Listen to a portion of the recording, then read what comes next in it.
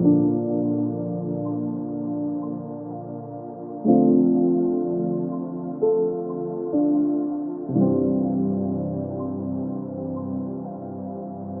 was that student that was always struggling to keep up with his assignments. I didn't even know half the assignments we had.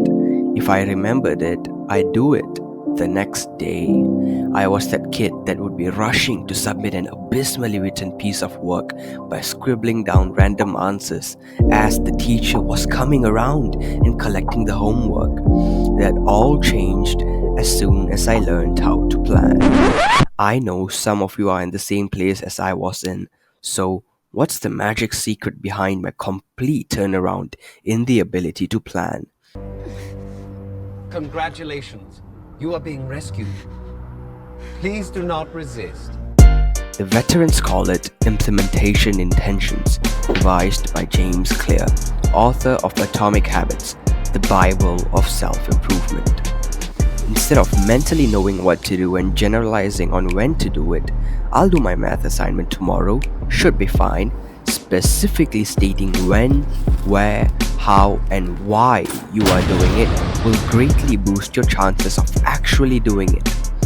Not planning will create a lack of direction in your daily mini objectives, and this will lead you to procrastinate or waste time figuring out what to do.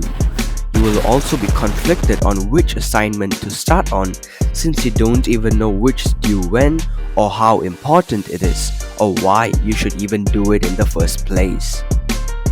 By specifying the circumstances of our task, we subconsciously create external and internal cues as to how we can react for getting started.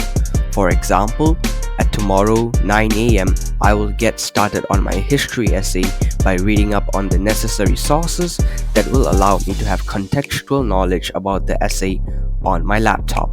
We have established when to do it, the what to do, how to do it, and finally the why, who, and where.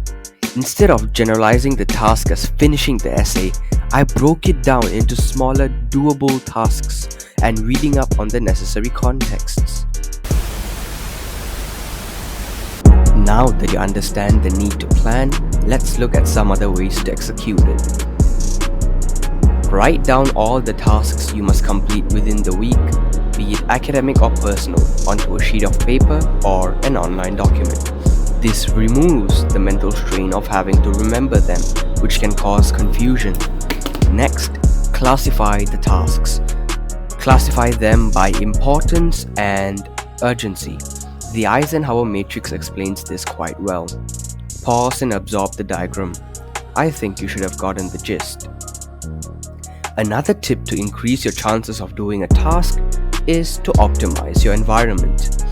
Example, if you wish to read your chemistry textbook for the upcoming exam, simply place it on your table the night before, and the next day when you see it, you will be subconsciously triggered to study it. Next, decide the format of keeping a record of your tasks. How are you going to consistently plan?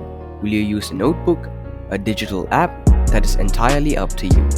The aim here is to establish a firm planning system, a template of sorts that is ready for you to use every time a new task pops up. Personally, I prefer digital platforms, and I will share my experience on using them in the future videos. Remember that failure to plan results in a lack of clarity, which can lead to procrastination.